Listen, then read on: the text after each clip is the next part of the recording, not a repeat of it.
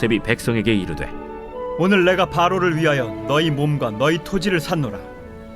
여기 종자가 있으니 너희는 그 땅의 뿌리라. 추수의 5분의 1을 바로에게 상납하고 5분의 4는 너희가 가져서 토지의 종자로도 삼고 너희의 양식으로도 삼고 너희 가족과 어린아이의 양식으로도 삼으라. 주께서 우리를 살리셨사오니 우리가 주께 은혜를 입고 바로의 종이 되겠나이다. 요셉이 애굽 토지법을 세우매 그 5분의 1이 바로에게 상납되나 제사장의 토지는 바로의 소유가 되지 아니하여 오늘날까지 이르니라. 이스라엘 족속이 애굽 고센 땅에 거주하며 거기서 생업을 얻어 생육하고 번성하였더라. 야곱이 애굽 땅에 17년을 거주하였으니 그의 나이가 147세라. 이스라엘이 죽을 날이 가까우매 그의 아들 요셉을 불러 이제 내가 내게 은혜를 입었거든. 청하노니 내 손을 내 허벅지 아래에 넣고 인애와 성실함으로 내게 행하여 애굽에 나를 장사하지 아니하도록 하라.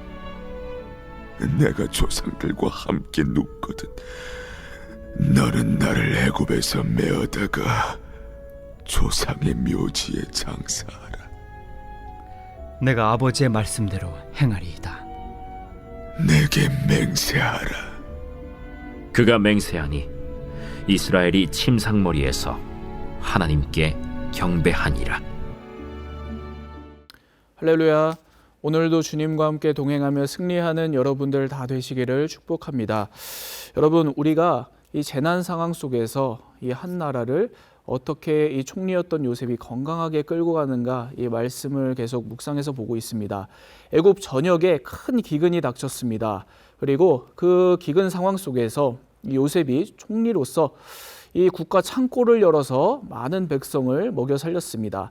그런데 그 과정 속에서 이 애굽의 모든 백성들이 이 바로의 종이 되는 그런 사건이 발생을 했죠. 여러분, 이 재난이 있었습니다. 그리고 애굽의 온 사람들이 토지 팔아넘기고 자기 자신을 팔아넘기고 이 참 많은 이 혼란스러운 일들이 벌어지는 그런 상황입니다. 참 이 복잡하고 어려운 상황이에요. 이 모든 상황 속에서 그래도 하나님의 사람인 이 요셉이 자신의 삶을 어떻게 살아가는가, 어떤 사람으로 이 시간들을 보내는가, 오늘 말씀을 통해서 우리 함께 보도록 하겠습니다. 첫 번째로 요셉은 이 혼란스러운 사회 상황 속에서 그래도 이 모든 부정적인 상황 속에서도 건강한 일들을 찾아서 실천한 사람이었습니다. 오늘 말씀 23절과 24절을 우리 함께 보겠습니다. 요셉이 백성에게 이르되 오늘 내가 바로를 위하여 너희 몸과 너희 토지를 샀노라. 여기 종자가 있으니 너희는 그 땅에 뿌리라. 추수의 5분의 1을 바로에게 상납하고 5분의 4는 너희가 가져서 토지의 종자로도 삼고 너희의 양식으로도 삼고 너희 가족과 어린아이의 양식으로도 삼으라.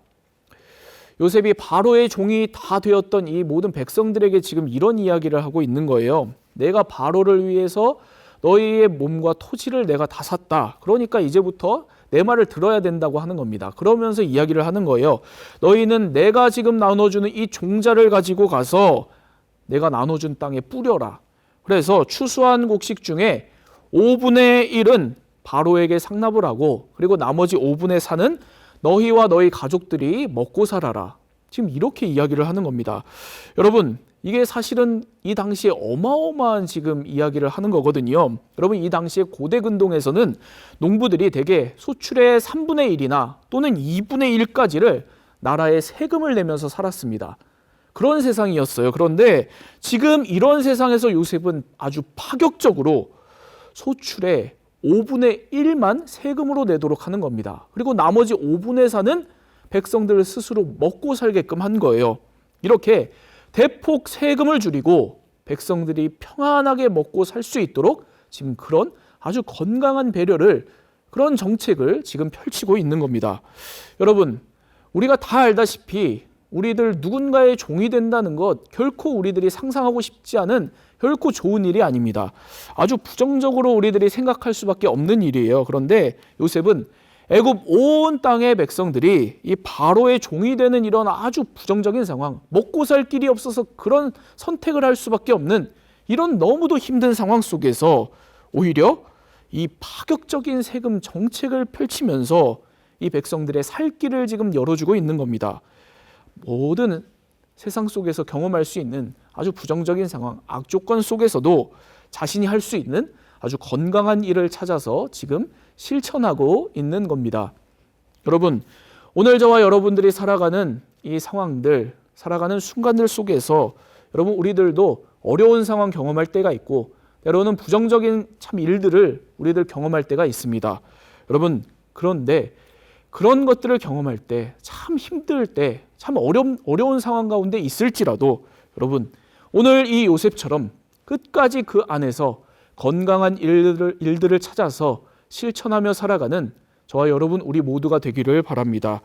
우리가 그렇게 하나님의 사람들로 살아가려고 할 때 하나님께서 우리의 모든 부정적인 상황, 어려운 상황 속에서도 귀한 믿음의 삶을 살아갈 수 있도록 하나님 우리를 도와주시고 우리를 인도해가 주실 것입니다. 그런 우리와 하나님께서는 함께 해 주실 것입니다. 여러분, 두 번째로 요셉은 이 혼란스러운 사회 상황 속에서도 은혜를 베풀며 살았던 그런 사람이었습니다. 오늘 말씀 25절을 보겠습니다. 그들이 이르되 주께서 우리를 살리셨사오니 우리가 주께 은혜를 입고 바로의 종이 되겠나이다. 여러분, 여기 보면 파격적인 정책을 펼친 이 요셉에게 백성들이 이렇게 대답을 하고 있는 것을 볼 수가 있어요. 주께서 우리를 살리셨습니다. 우리가 주께 은혜를 입었습니다.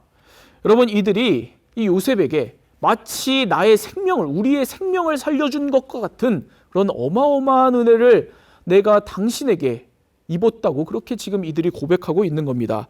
여러분, 우리가 알다시피 요셉은 하나님께 큰 은혜를 입은 사람입니다. 형들로부터 팔리고 또 누명을 쓰고 감옥에 갇히고 여러 어려운 순간에 끝까지 함께 하신 하나님, 그 하나님을 통해서 애굽의 총리에까지 오르고 큰 하나님의 은혜 가운데 그렇게 회복의 은혜를 경험하고 살았던 바로 그 사람이 이 요셉입니다. 여러분, 그런데 오늘 이 요셉을 보면 자신만 은혜를 받고 그리고 자신만 그 은혜를 누리면서 살아가는 그런 삶이 아니라 이제는 다른 이들에게까지 그 은혜를 베풀고 그 은혜를 주는 그런 귀한 은혜 나눔의 인생을 살고 있다는 것을 우리가 볼 수 있습니다. 여러분, 오늘 우리들도 우리를 구원하시고 여기까지 인도해 주신 하나님께 큰 은혜를 입은 사람들입니다. 그런 우리들이 오늘 요셉과 같이 내가 은혜를 받는 인생에 머무르는 것이 아니라 은혜를 베풀고 은혜를 주는 인생으로 나아가기를 바랍니다. 나도 늘 하나님의 은혜를 받고 그 은혜를 누리며 또 그만큼 내가 다른 이들에게 은혜를 베풀고 또 하나님의 선하심을 경험하게 하는 그런 은혜 나눔의 인생들 다 되기를 바랍니다. 여러분, 오늘 말씀에서 얘기하는 요셉의 모습, 마지막으로 요셉은 하나님이 주신 사명을 완수하는 그런 사람이었습니다. 오늘 말씀 29절과 30절 말씀을 보겠습니다. 이스라엘이 죽을 날이 가까우매 그의 아들 요셉을 불러 그에게 이르되 이제 내가 내게 은혜를 입었거든 청하노니 내 손을 내 허벅지 아래에 넣고 인애와 성실함으로 내게 행하여 애굽의 나를 장사하지 아니하도록 하라. 내가 조상들과 함께 눕거든 너는 나를 애굽에서 메어다가 조상의 묘지에 장사하라. 요셉이 이르되 내가 아버지의 말씀대로 행하리이다.